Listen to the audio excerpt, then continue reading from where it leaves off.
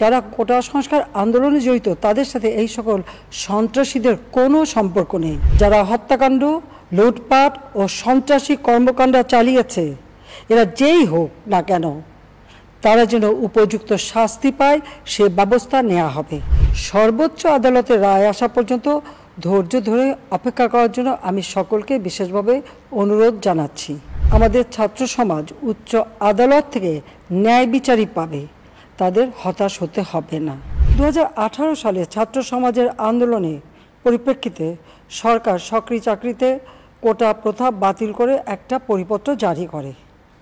পরবর্তীকালে মুক্তিযোদ্ধাদের পক্ষ থেকে কোটা বহাল রাখার পক্ষে উচ্চ আদালত 2018 সালে জারি করা সরকারের পরিপত্র বাতিল করে দেয়।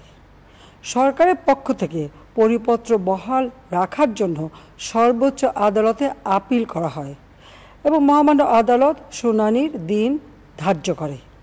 এ সময় ছাত্ররা কোটা সংস্কারের দাবি নিয়ে আবারও আন্দোলন শুরু করে। এই আন্দোলনের শুরু থেকেই সরকার যথেষ্ট ধৈর্য ও সহনশীলতা প্রদর্শন করেছে, বরং আন্দোলনকারীদের নিরাপত্তা নিশ্চিত করার ক্ষেত্রে পুলিশ সহযোগিতা করে। মহামান্য রাষ্ট্রপতির কাছে যখন আন্দোলনকারীরা স্মারকলিপি প্রদান করার ইচ্ছা প্রকাশ করে, সেক্ষেত্রে তাদের সুযোগ করে দেওয়া হয় এবং নিরাপত্তারও ব্যবস্থা নেওয়া হয়। অত্যন্ত পরিতাপের বিষয় হলো, কিছু মহল এই আন্দোলনের সুযোগটা নিয়ে অনাকাঙ্ক্ষিত উচ্চাবিলাস চরিতার্থ করার সুযোগ নিয়ে সন্ত্রাসী কর্মকাণ্ডে লিপ্ত হয়। এর ফলে এই কোমলমতি শিক্ষার্থীদের আন্দোলনকে ঘিরে যে সকল ঘটনা ঘটেছে তা খুবই বেদনাদায়ক ও দুঃখজনক। অহেতুক কতগুলি মূল্যবান জীবন ঝরে গেল। আপনজন হারাবার বেদনা যে কত কষ্টের তা আমার থেকে আর কে বেশি জানে।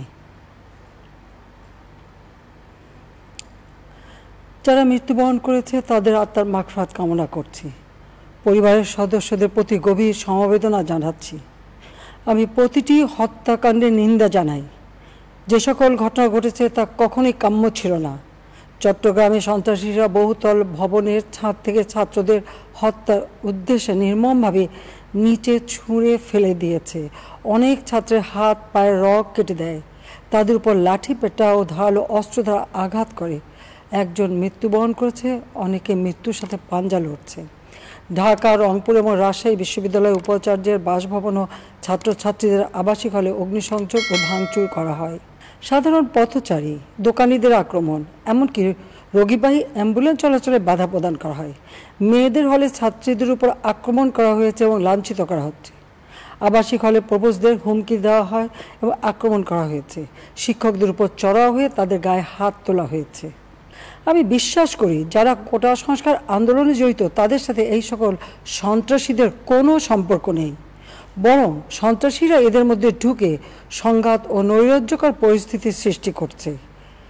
এই ধরনের ঘটনার সঙ্গে যারা জড়িত তাদের চিহ্নিত করে উপযুক্ত শাস্তির ব্যবস্থা করা হবে। যারা হত্যাকাণ্ডের শিকার হয়েছে তাদের পরিবারের জন্য জীবন জীবিকা নির্বাহের ক্ষেত্রে যে সহযোগিতা দরকার তা আমি করব। আমি দ্ব্যর্থহীনভাবে ঘোষণা করছি, যারা হত্যাকাণ্ড, লুটপাট ও সন্ত্রাসী কর্মকাণ্ড চালিয়েছে, এরা যেই হোক না কেন, তারা যেন উপযুক্ত শাস্তি পায় সে ব্যবস্থা নেওয়া হবে।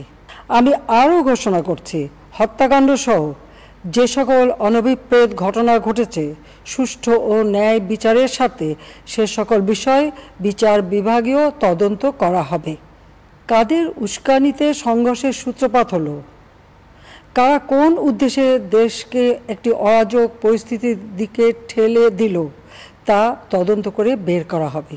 আমি আন্দোলনরত কোমলমতি ছাত্রছাত্রীদের নিরাপত্তা নিয়ে অত্যন্ত উদ্বিগ্ন। এই সন্ত্রাসীরা যে কোনো সময় সংঘাতের পরিবেশ তৈরি করে তাদের ক্ষতি সাধন করতে পারে। সরকার হাইকোর্টের রায়ের বিরুদ্ধে সর্বোচ্চ আদালতে আপিল করেছে। আপিল আদালতে শুনানির দিন ধার্য করা হয়েছে। আদালত শিক্ষার্থীদের কোনো বক্তব্য থাকলে তা শোনার সুযোগ সৃষ্টি করে দিয়েছে। এই আইনি প্রক্রিয়ার মাধ্যমে সমস্যা সমাধানের সুযোগ রয়েছে। এই আইন প্রক্রিয়া সমাধানের সুযোগ থাকা সত্ত্বেও রাস্তায় আন্দোলনে নেমে দুষ্কৃতিকারীদের সংঘাতের সুযোগ করে দেবেন না। সর্বোচ্চ আদালতের রায় আসা পর্যন্ত ধৈর্য ধরে অপেক্ষা করার জন্য আমি সকলকে বিশেষভাবে অনুরোধ জানাচ্ছি। আমার বিশ্বাস আমাদের ছাত্র সমাজ উচ্চ আদালত থেকে ন্যায় বিচারই পাবে, তাদের হতাশ হতে হবে না।